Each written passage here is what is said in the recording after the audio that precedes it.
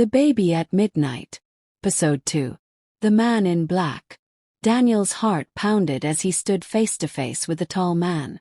The baby was asleep on the sofa, and the stranger's eyes never left her.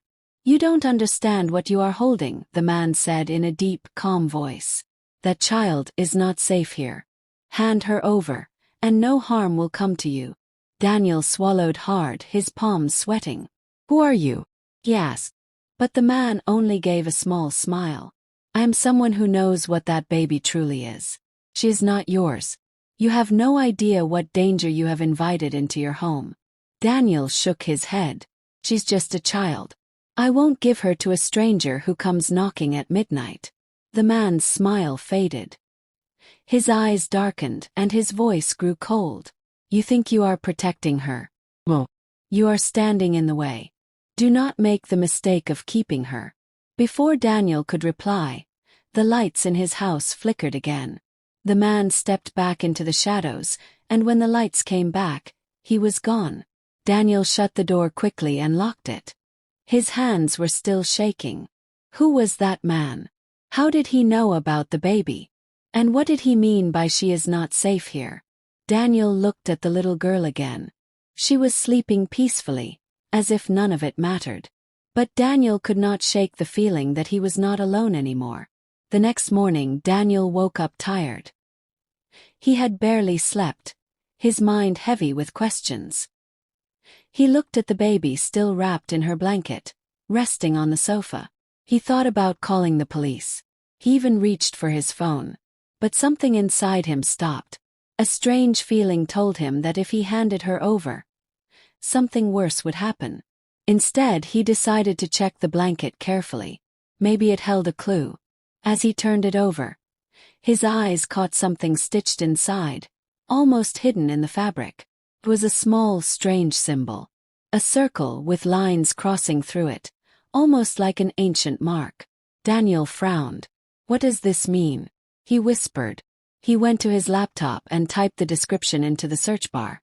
The screen loaded for a moment, then flickered. Lines of code flashed, and suddenly his screen turned black. Then, in red letters, one single message appeared. "They will come for her at midnight." Daniel pushed back from his chair, breathing fast. Who were they? Was it the man who came to his door, or were there others? He looked at the baby again. Her eyes were open now, wide and unblinking. For a second, Daniel thought he saw her lips curl, almost like a smile. But when he blinked, her face was calm again. That night Daniel did not sleep. He stayed awake watching the clock. 11:30. 11:45. His body grew tense with each passing minute. At exactly 12 o'clock midnight, the baby screamed again. The sound was louder than the night before, shaking the walls of the room. Daniel rushed to her, whispering, "It's okay, it's okay." But this time he noticed something terrifying. As the baby cried, the shadows in the corners of his room began to move. Long, dark figures stretched against the walls, though nothing was there to cast them. The air grew colder. The lights flickered. And then knock, knock, knock. The same heavy knock on his door. Daniel froze, clutching the baby tight. The shadows grew longer, reaching toward him. The knocking grew louder. Bam! Bam! Bam! And a deep voice echoed from the other side of the door. "Daniel, you cannot keep her. Open the door, or we will come in." Daniel held the baby tighter, fear in his chest. He whispered to himself, "What have I gotten into? Who is this child?" The baby's cries suddenly stopped. Silence filled the room. But Daniel knew one thing for certain. His life would never be normal again. The stranger returns.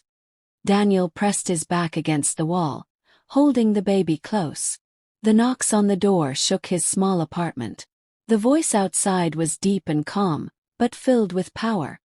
"Daniel, you cannot keep her. She does not belong to you." Daniel's hands trembled, but his voice was steady. "She's just a baby. Whoever you are, leave us alone." The man outside laughed softly. "You think she is only a baby? Look at her carefully. Listen to her cries. She is not what you think. Daniel looked down at the little girl. She was silent now, staring at him with eyes too sharp, too knowing for a child. For a moment, he felt as if she understood every word. The voice outside spoke again. If you refuse to hand her over, then you will carry her curse. Remember this warning. Suddenly, the lights flickered violently, and when Daniel dared to peek through the curtain, the man in black was gone. The street outside was empty. The rest of the night passed in silence, but Daniel could not sleep. Every shadow in the room seemed alive. Every creak of the floor made him flinch. He held the baby close until the first light of dawn. In the morning, Daniel decided he could not keep this to himself any longer. He carried the baby to the local church, hoping a priest might help him understand. Father Michael, an old priest with kind eyes, listened as Daniel told the story. The crying at midnight, the glowing eyes, the man in black, and the strange symbol stitched into her blanket. The priest's face grew pale. He asked to see the blanket. When Daniel showed him the mark, Father Michael crossed himself quickly. This symbol, he whispered, is very old. It is a mark of protection. Whoever left this baby for you was trying to hide her from dark forces. Daniel frowned. Dark forces. Are you saying demons are after her? The priest did not answer directly. He only said, if the man in black has already found you, then time is short. You must keep her safe until the truth is revealed. Do not let anyone take her. Daniel felt a heavy weight in his chest. He had hoped for comfort, but the priest's words only deepened the fear.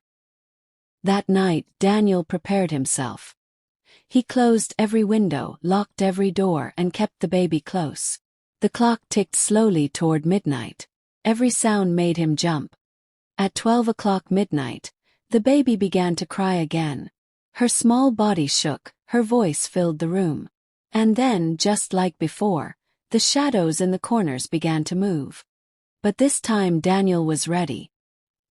He held the baby tight and shouted into the darkness. Leave us alone. She's just a child. The air grew colder, his breath visible in the room. The lights flickered once more, and then the man in black appeared. Not outside the door this time. He was standing inside the room near the window. Daniel gasped. The man's face was calm, his eyes shining like dark glass. You cannot protect her, Daniel, he said softly. She was never meant to be here. Give Meher to me, or watch your world fall apart. Daniel's knees shook, but he stood his ground. Well, whoever she is, whatever she is, I will not let you take her. The man in black tilted his head slowly, as if studying Daniel. Then he gave a small smile. So be it. But remember, every midnight we will come closer. And when the final night arrives, even your courage will not save you. With that, the man vanished into thin air, leaving behind only the sound of the baby's soft breathing. Daniel sat down heavily, clutching her in his arms. He whispered, Who are you, little one? Why are they after you? The baby opened her eyes again, glowing faintly in the dim light. And in that